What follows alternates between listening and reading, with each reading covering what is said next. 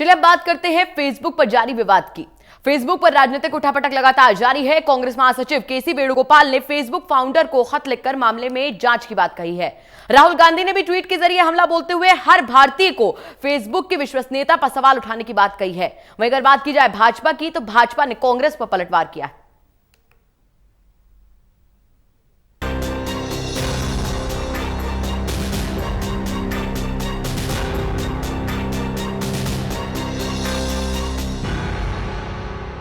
Facebook विवाद पर कांग्रेस के पूर्व अध्यक्ष राहुल गांधी ने मोदी सरकार पर निशाना साधा है। राहुल गांधी ने कहा कि वो कभी भी फेक न्यूज, हेट स्पीच और पक्षपात के जरिए मेहनत से पाए गए लोकतंत्र को नुकसान पहुंचने नहीं देंगे। वॉल स्ट्रीट जर्नल के खुलासे पर हर भारतीय को सवाल पूछना चाहिए।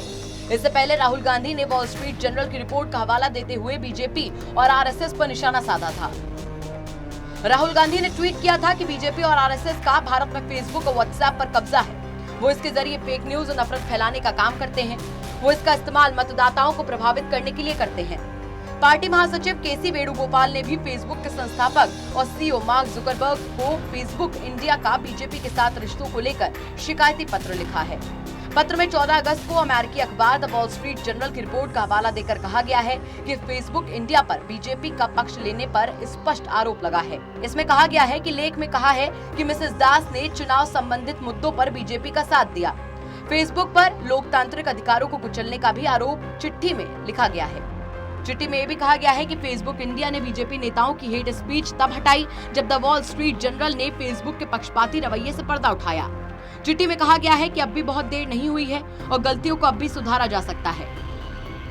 चिट्ठी में यह भी कहा गया है कि फेसबुक इंडिया की कार्यप्रणाली की निष्पक्षता से जांच कराई जाए।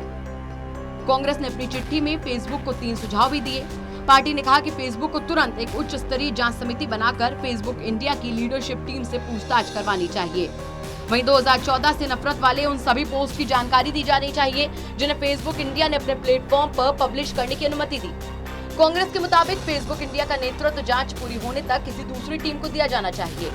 कांग्रेस ने उम्मीद जताई है कि फेसबुक और व्हाट्सएप मामले में कार्रवाई करते हुए 40 करोड़ भारतीय उपभोक्ताओं का विश्वास फिर से हासिल हो सकेगा। हालांकि इस पर भाजपा की तरफ से भी जवाब आया है। भाजपा के केंद्रीय मंत्री रविशंकर प्रसाद ने कांग्रेस पर पलटवार किया है। उन्होंने कहा कि अगर कोई प्लेटफॉर्म पब्लिक प्लेटफॉर्म है तो हर विचार के लोगों को अपनी बात रखने का हक है। कुछ लोग समझते हैं कि पब्लिक प्लेटफॉर्म पर उनकी मोनोपोली होनी चाहिए, भले ही उनका राजनीतिक वजूद खत्म हो चुका हो। मैं किसी प्लेटफॉर्म का नाम नहीं लूंगा।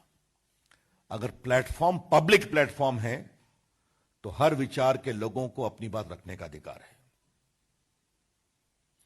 If the platform in question is a public platform, then every Indian, regardless of his ideology or commitment, has got the right to convey his or her views on that platform.